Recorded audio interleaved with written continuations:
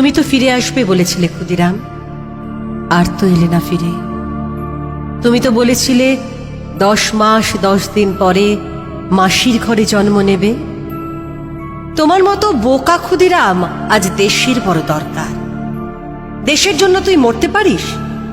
প্রশ্নের উত্তরে যে বুক চিতিয়ে হাসি মুখে বলবে, পারি বই কি। তুমি তো ফাঁসি কাঠে ওঠার আগে দেশের ছেলেদের বোমা বাঁধতে শিখিয়ে যেতে চেয়েছিলে। মানুষের মনে আজ চেতনার বড় অভাব। সে আজ ভীরু, স্বার্থপর। তাদের মনে সেই চেতনার বোমা ফাটার আজ বড় দরকার।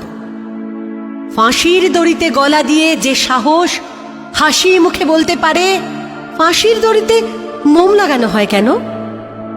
কঠিন সত্যের মুখোমুখি দাঁড়ানোর মতো সেই নির্ভীক সাহস আজ বড় দরকার। আজ সেই ভীরু কাপুরুষ স্বার্থপর মানুষের মনে সেই ভয় শূন্যতার বোমা ফেটে জ্বলে উঠুক নির্ভীকতার আগুন, জ্বলে উঠুক সত্যের আগুন। হয়তো তুমি তোমার কথা রেখেছিলে ক্ষুদিরাম, হয়তো তুমি ফিরে এসেছিলে, কিন্তু মা চিনতে পারেনি বলে অভিমান ভরে ফিরে গেছো। মায়ের পরে তোমার বড় অভিমান, তাই তুমি মাসির ঘরে ফিরতে চেয়েছিলে। হয়তো ফিরে যদি এসে থাকো, তাহলেও আরো একবার ফিরে এসো।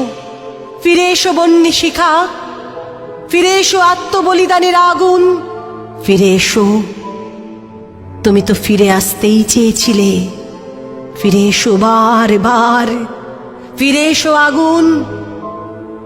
তোমার আত্মাহুতির আগুনে পবিত্র হোক এ দেশের মাটি, এ দেশের জল, এ দেশের বাতাস।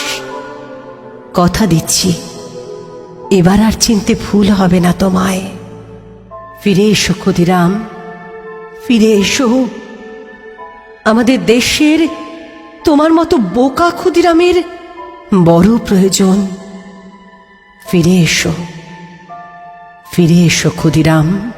তারে হাসি হাসি পড়ব ফাঁসি, দেখবে ভারতবাসী। আমি হাসি হাসি পড়ব ফাঁসি, দেখবে ভারতবাসী। একবার বিদায় দে মা, ঘুরে আসি। একবার বিদায় দে